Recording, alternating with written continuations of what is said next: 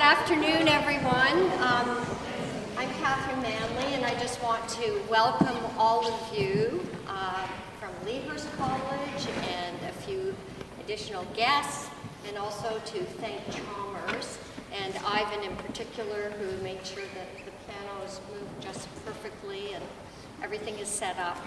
We really appreciate it. And Carol Sleep, who isn't with us, but she is back there and does some of the administration. So we're very grateful to be able to use this fabulous space, and grateful to Valery Lloyd Watts, who donates her time and her effort, energy, but to do as special a concert as she can possibly do.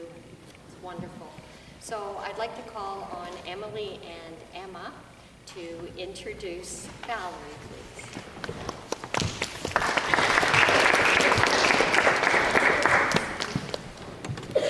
Valery Lloyd Watts began playing piano at the age of 4 and performed with the Vancouver Junior Symphony at the age of 12. By the age of 16, she had received many awards and was invited to perform with the Vancouver Symphony. She's a graduate with medals from the Royal Conservatory of Music and colleges in London, England, where she played concerts and performed for the BBC. Valery has received her master's degree in music from the University of Wisconsin. Valery is acclaimed worldwide for her concerts, books, and recordings. She and music partner Carol Bigler wrote Studying Suzuki Piano, More Than Music. Valery recorded the entire repertoire with Carol, created More Than Music Incorporated, which presented an annual music camp for 32 years. Valery recorded over 50 CDs, made an award-winning TV series called Music Meant for You, and traveled extensively, performing and teaching. In 2008, Valery's amazing talents were recognized when she received the Women's Executive Network Award as one of the 100 most powerful women in Canada. She continues to perform and educate, and we are delighted Valery is playing again for Leahurst College.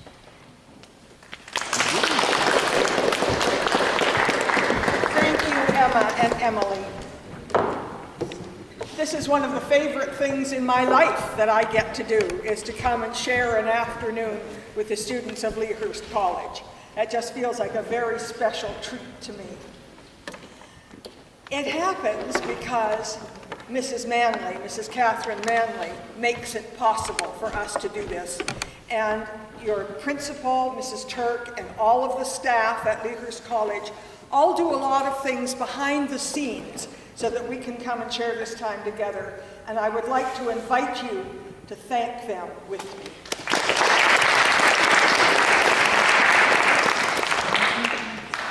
My purpose this afternoon is threefold.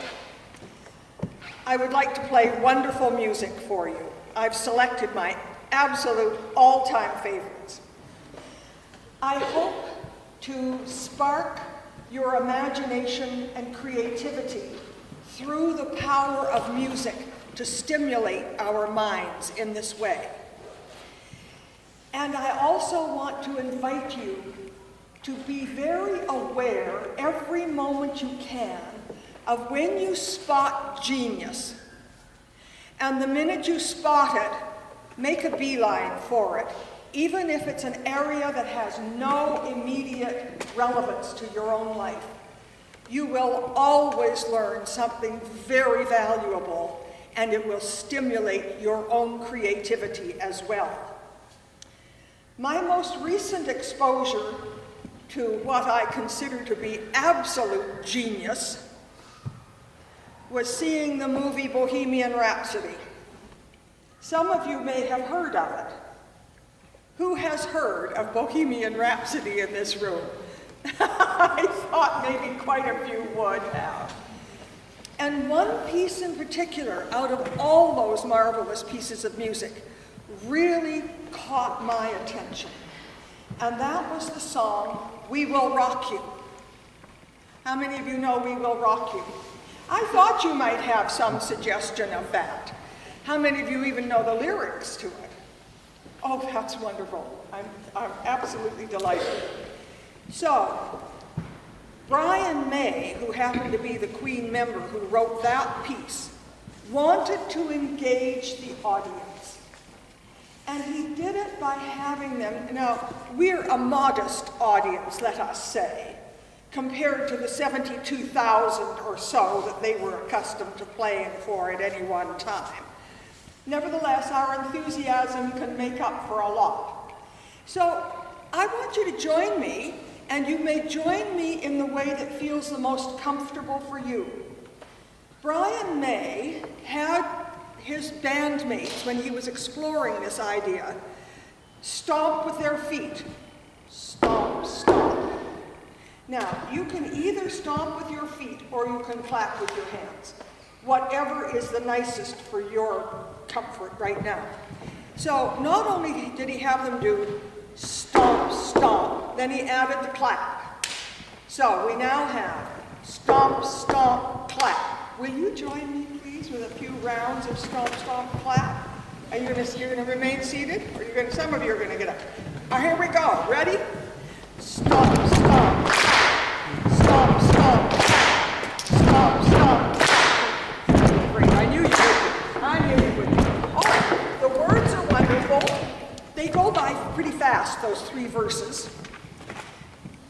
And if you want to just wait and do the clapping or the stomping or the singing of we will rock you, that's your choice.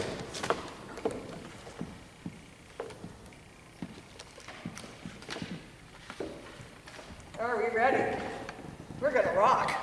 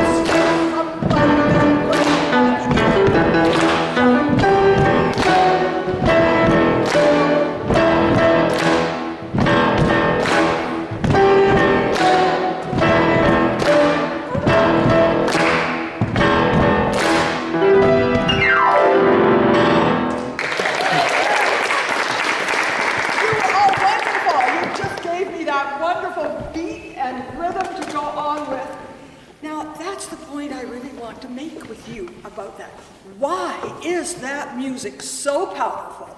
Why is it so wonderful? Because it uses the fundamental component of music so effectively. Basically, that's all it is the rhythm. The lyrics are very clever and all that, but it's the stomp, stomp, clap that makes it magic. All of music begins with the rhythm. If there is no rhythm, there is no music. It is only a series of noises, of sounds. It is the rhythm that makes it come alive. So every composer has at the core of his being or her being the desire to engage the audience, to capture you and capture your emotions fundamentally through the use of rhythm first, and then the melody comes on top of that, then the harmony. But the rhythm comes first. All right, so how does that translate into classical music, which is what I am most involved with? Although I've got to tell you, I just love that We Will Rock You. I've had more fun with that than anything. It's marvelous.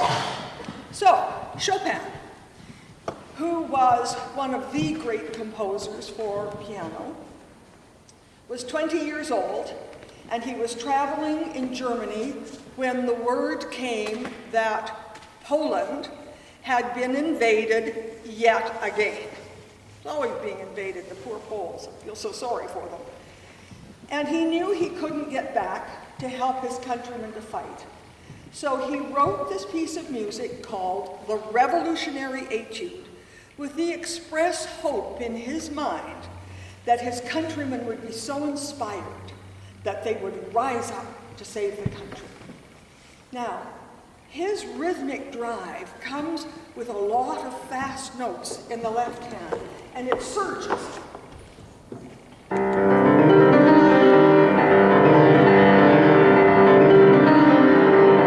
that's how he gets the juices flowing. And then, because he was such a sensitive poet as well, we hear his anger and his sorrow. So those are the two emotions that are most prominent in this piece of music. And at the very end, there are 4 powerful chords that seem to me to be saying, fight for Poland. Here's the Revolutionary Etude.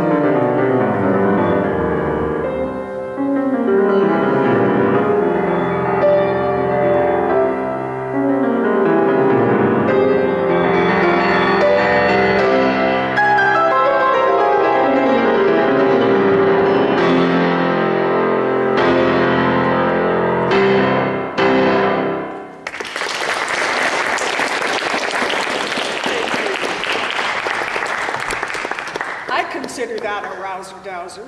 I don't know about you, but it gets me feeling very excited and energized. That's one of the things that music can do for you. Anytime you feel a little down or a little sluggish, put on something peppy in the way of music and you will instantly feel differently. I promise. You You can write me a letter if you feel that my promise isn't really good. Now, that kind of music, march music, military music, moving music, is mostly in 4/4 time. 1, 2, 3, 4. We have 2 legs, we are balanced, so we are walking most of the time when we are doing any kind of energetic thing like that. But that's not the only kind of music there is. And Queen was very careful when they were planning their recordings, their albums that they were going to put out, that they always had a ballad in it. Now, a ballad is almost always in 3/4 time or 6/8 time, because that's the rocking kind of music. That is the instinctive thing that most human beings will do when they have a baby put into their arms. They start rocking that. So most love songs are also in 3/4 rhythm or 6/8 rhythm. So I'd like to play you now one of the songs that I think is absolutely beautiful, the pieces I should say. It's called Nocturne by Chopin, Opus 9, number 2, and it is one of the most loved pieces of music in the world.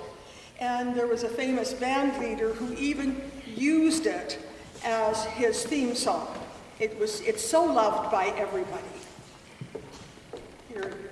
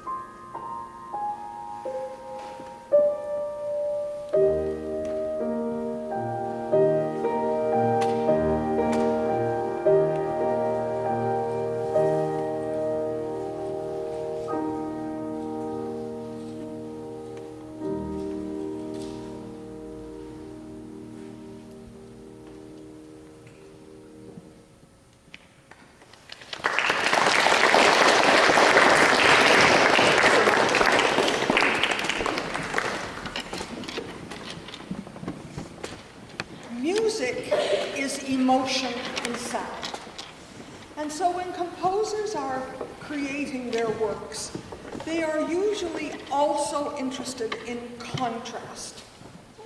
Now, I don't know if that was in Ludwig van Beethoven's mind when he wrote this particular piece, but we have two incredibly powerful emotions in his Pathetique Sonata, and I'm going to play you the first movement of that.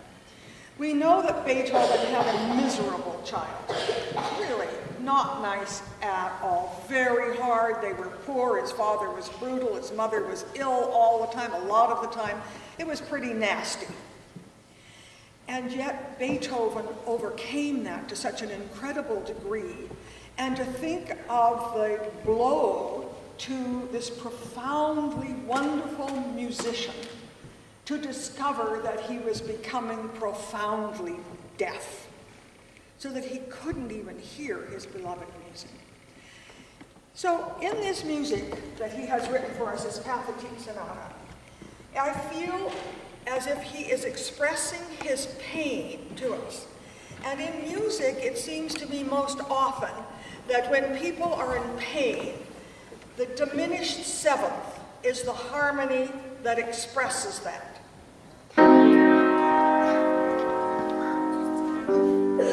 The pinching, it always has a pinching kind of feel. Somebody's uncomfortable, somebody's in pain. And then, alternating with that emotion throughout this piece is this sense that he's fleeing. And he uses these rotary octaves, we call rotary octaves, the ones that go back and forth like this, as if he's trying to run away from it.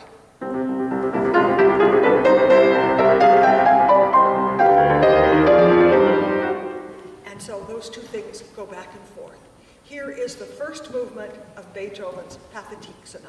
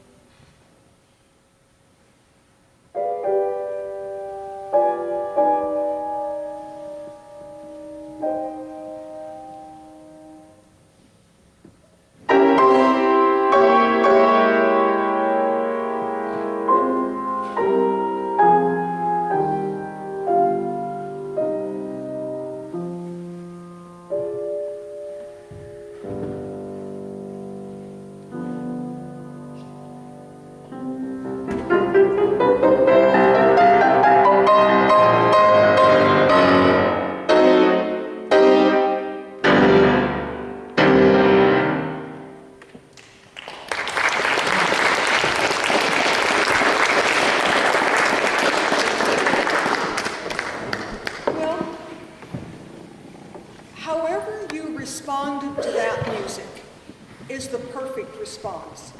Your response belongs to you, and no one can dictate what that is going to be.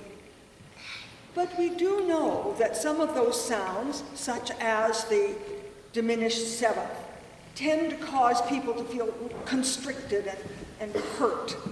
And other sounds, like the major sixth of the Nocturne by Chopin,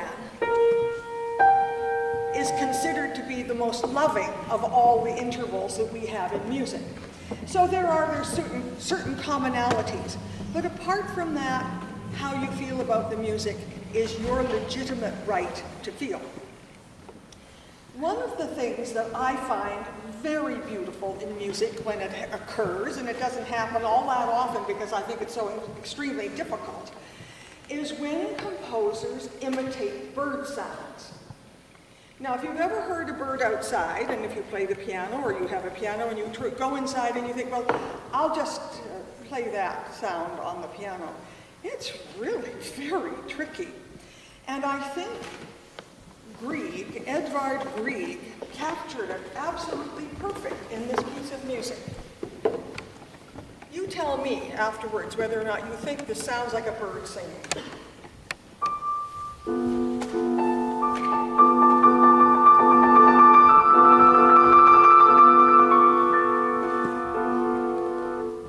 Sounds like it to me.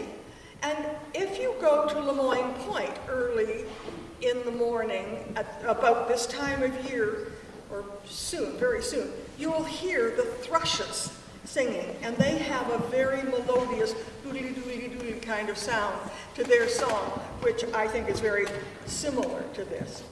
So the piece that I'm going to play for you by Edvard Grieg is just called Nocturne, Opus 54, number 4.